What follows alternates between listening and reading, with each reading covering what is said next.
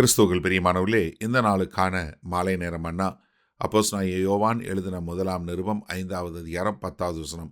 1 யோவான் 5:10, 1 John 5:10. தேவனுடைய குமாரனத்தில் விசுவாசமாய் இருக்கிறவன் அந்த சாட்சியை தனக்குள்ளே கொண்டிருக்கிறான். தேவனை விசுவாசியாதவனோ தேவன் தம்முடைய குமாரனை குறித்து கொடுத்த சாட்சியை விசுவாசியதினால் அவரை பொய்யராக்குகிறான். இப்போ என்ன? தேவன் கொடுக்குற சாட்சி என்ன? அவருடைய குமாரன் பேரில் யார் விசுவாசமாக இருக்கிறாங்களோ அவங்களுக்கு அந்த சாட்சியை அவங்களுக்குள்ள வைத்திருக்கிறாங்க. அப்படி விசுவாசியாதவங்களோ என்ன, அவங்க தேவனை குறித்த சாட்சியை விசுவாசியாதனால தேவனை பொய்யாக்குறாங்க. ஆனால் தேவன் பொய்யுரையாத தேவன், அவர்கிட்ட இருந்து எந்த பொய்யும் கிடையாது. இப்போ நமக்குள்ள இப்படிப்பட்ட சாட்சி எங்கே இருக்குங்கிறத நம்ம வேத வசனத்தில் பார்க்கும்போது ரோமர் 8வது அதிகாரம் 15, 16 வசனத்தில் பார்க்குறோம். அந்தபடி திரும்பவும் பயப்படுகிறதற்கு நீங்கள் அடிமைத்தனத்தின் ஆவியை பெறாமல் அப்பா பிதாவே என்று கூப்பிட பண்ணுகிற புத்திர சுவிகாரத்தின் ஆவியை பெற்றீர்கள். என்ன? அப்பா பிதாவே என்று கூப்பிடக்கூடிய ஒரு புத்திர சுவிகாரத்தின் ஆவி. 16வது வசனம், நாம் தேவனுடைய பிள்ளைகளாய் இருக்கிறோம் என்று ஆவியானவர் தாமே நம்முடைய ஆவியுடனே கூட சாட்சி கொடுக்கிறார்.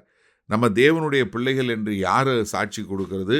பரிசுத்த ஆவியானவர் நம்முடைய இருதயங்களில் சாட்சி கொடுக்கிறார். கலாத்தியர் 4:6 சொல்லும்போது, மேலும் நீங்கள் புத்திரராய் இருக்கிறபடியினால் அப்பா பிதாவே என்று கூப்பிடத்தக்கதாக தேவன் தமது குமாரனுடைய ஆவியை உங்கள் இருதயங்களில் அனுப்பினார். அதே மாதிரி வெளிப்படுத்தின விசேஷம் 12வது அதிகாரம் 17வது வசனத்தில் பார்க்கிறோம். அப்பொழுது வலு சர்ப்பமானது ஸ்திரீயின் மேல் கோபம் கொண்டு தேவனுடைய கற்பனைகளை கை கொள்ளுகிறவர்களும் இயேசு கிறிஸ்துவை குறித்து சாட்சியை உடையவர்களுமாகிய அவளுடைய சந்ததியான மற்றவருடைய யுத்தம் பண்ண போயிற்று. என்ன? இயேசு கிறிஸ்துவனுடைய சாட்சியை உடையவர்கள் என்று சொல்லக்கூடியதாக தீத்து தன்னுடைய என்ன காரணம்னா, அவர் பொய்யுரையாத தேவன். எப்படி? நம்முடைய தேவன் பொய்யுரையாத தேவன். தீத்து 1வது அதிகாரம் 3வது வசனம், தமிழில், ஆங்கிலத்தில் 2வது வசனம், பொய்யுரையாத தேவன் ஆதி காலம் முதல் நித்திய ஜீவனை குறித்து வாக்குத்தத்தம் பண்ணி அதை குறித்த நம்பிக்கையை பற்றி தேவபக்திக்கு ஏதுவான சத்தியத்தை அறிகிற அறிவும் விசுவாசமும் தேவனால் தெரிந்து கொள்ளப்பட்டவர்களுக்கு உண்டாகும்படி. எப்படி? அவர் பொய்யுரையாத தேவன். அதே மாதிரி எபிரேயர் 6வது அதிகாரம் 18வது வசனத்தில், நமக்கு முன் வைக்கப்பட்ட நம்பிக்கையை பற்றி கொள்ளும்படி அடைக்கலமாய் ஓடி வந்த நமக்கு 2 மாறாத விசேஷங்களினால் நிறைந்த ஆறுதல் உண்டாகும்படிக்கு எவ்வளவேனும் பொய்யுரையாத தேவன் அப்படி செய்தார். கொஞ்சம் கூட அவர்கிட்ட எந்த பொய்யுமே கிடையவே கிடையாது. அப்போ என்ன? நமக்குள்ள ஒரு பெரிய சாட்சி கொடுத்துருக்கிறாரு. என்ன? யோவான் 3வது அதிகாரம் 18வது வசனத்தில் பார்க்கிறோம். அவரை விசுவாசிக்கிறவன் ஆக்கினைக்குள்ளாக தீர்க்கப்படான். விசுவாசியாதவனோ தேவனுடைய ஒரே பேரான குமாரனுடைய நாமத்தில் விசுவாசம் உள்ளவனாய் இராதபடியினால் அவன் ஆக்கினை தீர்ப்புக்கு உட்பட்டாயிற்று. என்ன? இயேசு கிறிஸ்துவை விசுவாசியாதவன் ஆக்கினைக்குள்ள போகக்கூடியது. அதே யோவான் 3:33 பார்க்கிறோம்.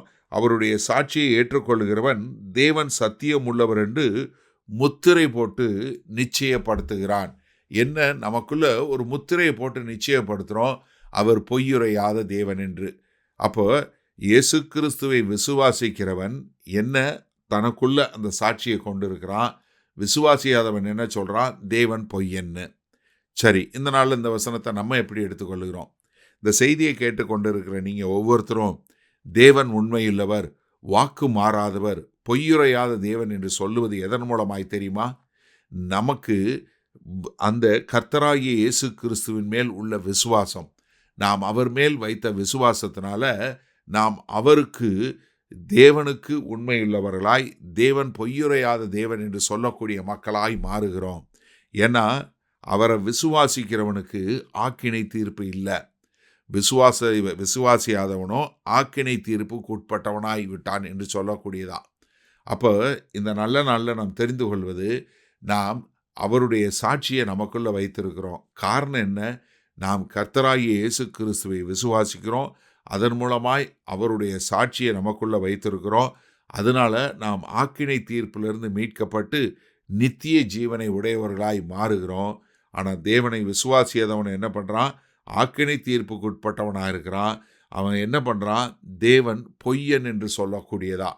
அப்போ எனக்கு அருமையானவர்களே, நம்முடைய விசுவாசம் நம்மை ரட்சிக்கக்கூடியதாய் இருக்கிறது. அதே சமயத்தில் அவர் தேவன், பொய்யுரையாத தேவன் என்று தேவனை குறித்து சாட்சி கொடுக்கக்கூடியதாய் இருக்கிறது. அதனால நம்முடைய இருதயத்தில் நாம் விசுவாசித்து ஆக்கினை தீர்ப்பிலிருந்து விடுதலை பெற்று தேவன் உண்மையுள்ளவர் என்று இந்த உலகுக்கு வாழ்ந்து காட்டுவோமா? மகா கிருபையும் இரக்கம் நிறைந்த எங்கள் அன்பின் தகப்பனே, இதோ உம்மேல், உம்முடைய குமாரனாகிய கிறிஸ்துவின் மேல் பரிசுத்த ஆவியின் மூலமாய் நாங்கள் விசுவாசம் வைத்து ஆக்கினை தீர்ப்பிலிருந்து மீட்கப்பட்டு ஒரு நித்திய ஜீவனை உடையவர்களாய் இந்த பூமியில் உமக்கு நல்ல சாட்சிகளாய் வாழ எங்களை ஒப்புக் கொடுக்கிறோம். மீட்பரும் இரட்சகருமாகிய இயேசு கிறிஸ்துவின் மூலம் பிதாவே, ஆமேன். கர்த்தர் உங்களை ஆசீர்வதிப்பாராக. நாம் நாளை காலை தினசரி தியானத்தில் சந்திப்போம். Good night.